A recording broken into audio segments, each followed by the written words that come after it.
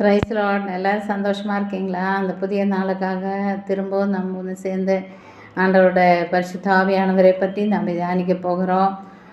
இயேசு கிறிஸ்துவின் வல்லமையுள்ள நாமத்தினால உங்களை வாழ்த்துக்கிறேன். கர்த்தருக்கு மகிமை உண்டாவதாக.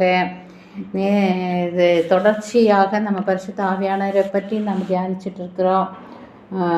பரிசுத்த ஆவியானவரை பற்றி சில காரியங்கள் எல்லாம் நான் ரெண்டு பேஜில் சொல்லிட்டேன். இப்பொழுது அப்போ யார் இந்த அபிஷேகத்தை தான் பெற்றுக்கொள்ள முடியும், யாரெல்லாம் பெற்றுக்கொள்ள முடியும்னு கேட்டேன்னாக்கா, அந்த கேள்விக்கு யோவேல் 2:28-29 சொல்லப்படுகிறது. மாம்சமான யாவர் மேலும் என் ஆவியை ஊற்றுவேன், அப்பொழுது உங்கள் குமாரரும் குமாரத்திகளும் தீர்க்கதரிசன உரைப்பார்கள், உங்கள் வாலிபர்கள் தரிசனை காண்பார்கள், உங்கள் வயோதிபர் மூப்பர்கள் சொப்பனத்தை காண்பார்கள், உங்கள் ஊழியக்காரி மேலும் என் ஆவியை ஊற்றுவேன்னு சொல்லப்படுகிறது.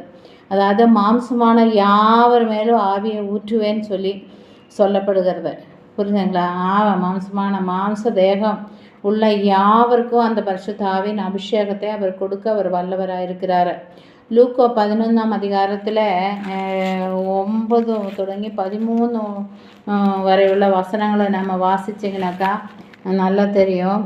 மேலும் நான் உங்களுக்கு சொல்லுகிறேன், கேளுங்கள் அப்பொழுது உங்களுக்கு கொடுக்கப்படும், தேடுங்கள் அப்பொழுது கண்டடைவீர்கள், தட்டுங்கள் அப்பொழுது உங்களுக்கு திறக்கப்படும். ஏனென்னால் கேட்கிறவன் எவனும் பெற்றுக்கொள்ளுகிறான், தேடுகிறவன் கண்டடைகிறான், தட்டுகிறவனுக்கு திறக்கப்படும்.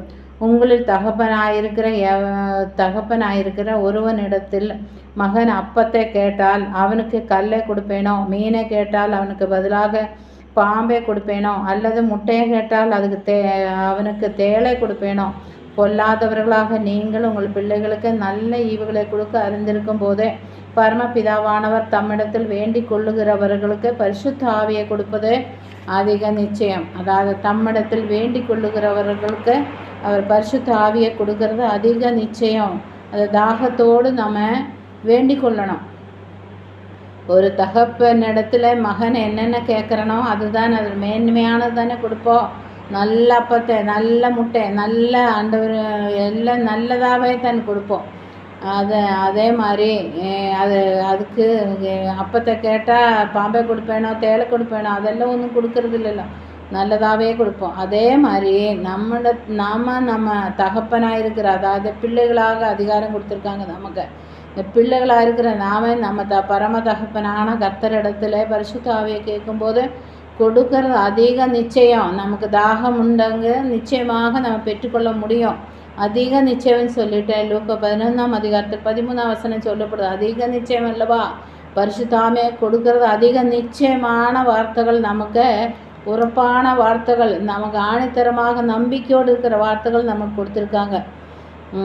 அதுக்கப்புறம் யோவான் 7:38-39 நம்ம வாசிக்கும் போது அப்படிதான் அதில் இருக்கிறத. யோவான் 7:38-39 வாசிக்கும்போது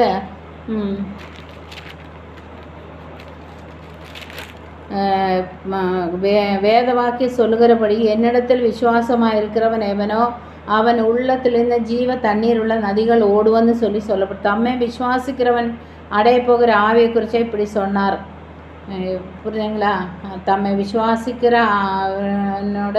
விசுவாசிக்கிறவன் அடைய போகிறா பரிசுத்த ஆவியை பற்றி அவர் சொல்கிறாரு. ஜீவ தண்ணீரை நான் கொடுக்கப்படும் அப்படின்னு சொல்லி விசுவாசிக்கிறவர்களுக்கு எவனோ அவன் உள்ளத்திலிருந்து ஜீவ தண்ணீர் உள்ள நதிகள் புறப்பட்டு வருமாமா.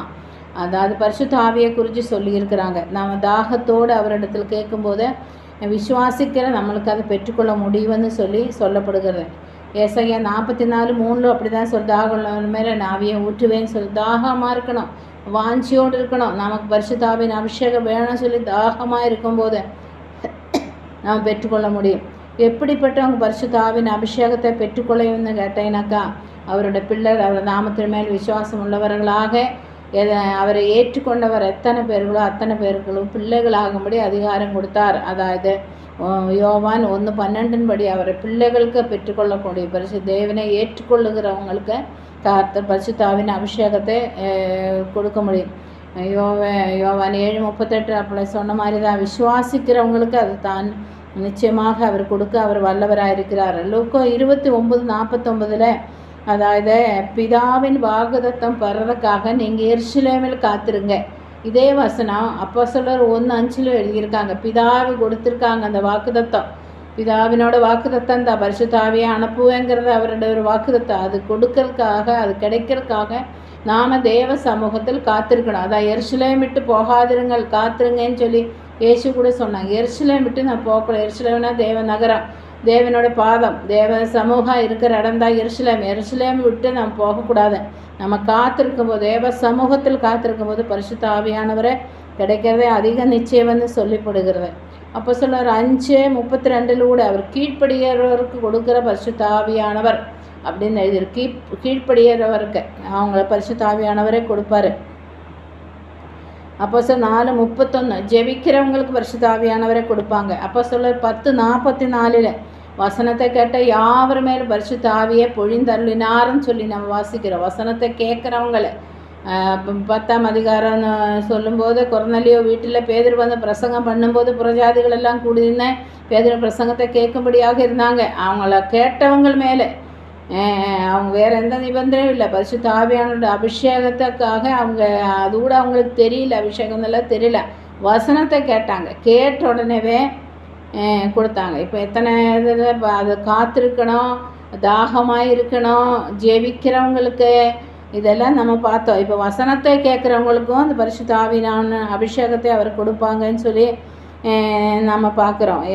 இயேசு பரிசுத்த ஆவியானவர் நிரப்பப்பட்டவரான்னு கேட்டால் அவர் முழுமையாக பரிசுத்த ஆவியினால் நிரப்பப்பட்டு தான் பிறக்கும் போதே, வயிற்றில் இருக்கும்போதே, மரியாள் கர்ப்பத்தில் இருக்கும்போதே அவர் வந்து பரிசுத்த ஆவியினால்தான் அது உருவாயிச்சு, பரிசுத்த ஆவியினால் உருவாக்கப்பட்டன்னு கூட சொல்லப்படுது. பரிசுத்த ஆவியானவரால் தான் அவர் உருவாக்கப்பட்டதை பூமியில் மனுஷனாக சுற்றி திரிஞ்ச காலத்தில் பரிசுத்த ஆவியினாலும் வல்லமையினாலும் நிரப்பினவராக அவர் சுற்றி திரிஞ்சாருன்னு சொல்லி வாக்குறோம். அதனால் நாம் இப்பொழுதும் கூட வந்து பரிசுத்த ஆவியின் அபிஷேகத்துக்காக நம்ம காத்திருக்கணும், ஜெபிக்கணும், வசனத்தை கேட்கணும், விசுவாசிக்கணும், தாகமாக இருக்கணும். இப்படி எல்லாம் இருக்கும்போதே அவர் மாம்சமான யாவர் மேலும் பரிசுத்த ஆவியின் அபிஷேகத்தை ஊற்றுவேன்னு சொல்லியிருக்காங்க. யோவேல் 2:28 மாம்சமான யாவர் மேலே ஊற்றுவேன்னு சொன்னாங்க. அதே மாதிரி அப்போஸ்தலர்லையும் கூட 2ஆம் அதிகாரத்தில் 17வது வசனம் அதுதான் சொல்லப்படுது. மாம்சமான யாவர் மேலும் என் ஆவியை ஊற்றுவேன், யாவர் மேலும் ஊற்றுவேன். எல்லாருக்கும் அது கொடுக்கிறதா. ஜெபிக்கணும், தாகமாக இருக்கணும், வாஞ்சிக்கணும், அப்படி வாஞ்சிக்கணும். அவர் சமூகத்தில் வசனத்தை கேட்கணும், வசனத்தை வாசிக்கணும், கேட்கணும், சமூகத்தில் காத்திருக்கணும். நிச்சயமாக வாக்குத்தத்தங்கள் எல்லாம் பொய்யல்ல, உண்மை. அது ஆமன்னும் ஆவேனன்னு சொல்லப்படுகிறது. அது உண்மைதான். வாக்குத்த சொன்னவர் வாக்கு மாறாத ஒரு மனுஷன் அல்ல, அவர் தெய்வம், வாக்கு மாறுவதில்லை. நிச்சயமாக நமக்கு அந்த அபிஷேகத்தை கர்த்தர் கொடுக்க வல்லவராயிருக்கிறாரு. நாம் இப்போது ஜெபிக்கலாம். அடுத்த கிளாஸில் மீதியானதை அடுத்த பக்கம் நம்ம பார்க்கலாம். ஸ்தோத்திரிக்கிறேன். நல்லதான் ஆண்டவரே, நன்றியோடு உன்னை துதிக்கிறேனப்பா. ஸ்தோத்திரிக்கு பரிசுத்த ஆவியானவரை பற்றி நாங்கள் தியானிச்சுட்டு இருக்கிறோம். அந்த ஆவியானவர் வரும்போது கர்த்தாவே ஸ்தோத்திர ஆண்டவரே எங்களை நிரப்பி சந்தோஷமடைய வைப்பாங்க. நாங்கள் காத்திருக்கிறோம், நாங்கள் ஜெபிக்கிறோம், நாங்கள் ஆண்டவரே ஸ்தோத்திரம் சமூகத்தில் வசனத்தை கேட்குறோம். ஆண்டவரே யார் மேலே ஊற்றுவேன்னு சொன்னீரே, இதை கேட்குற எல்லாரும் மேலும் பரிசுத்த ஆவியானவர் அபிஷேகம் அளவில்லாமல் ஊற்றப்படட்டும், நிரம்பி வழியர் அவர் அபிஷேகம் உண்டாகட்டும் அப்பா. எங்கள் பாத்திரங்களெல்லாம் நிரம்பி நிரம்பி நிரம்பி வழியணும் அப்பா. ஸ்தோத்திரிக்கிற கர்த்தரோட கருத்தில் தாழ்த்தி அர்ப்பணிச்சு ஒப்பு கொடுத்து ஜெபிக்கிறேன் சுவாமி. கேட்குற அத்தனை பேருக்கு பரிசுத்த ஆவியானவர் இந்த அபிஷேகம் அளவில்லாமல் இப்பொழுது இருக்கிறதே பார்க்கிறோம். 1000 மடங்கு அதிகமாக ஊற்றி ஆசீர்வதிக்கணும் சொல்லி ஜெபிக்கிறேன். இயேசுவின் மூலமாக ஜெபிக்கிறேன் நல்ல பிதாவே. ஆமென், ஆமென், ஆமென்.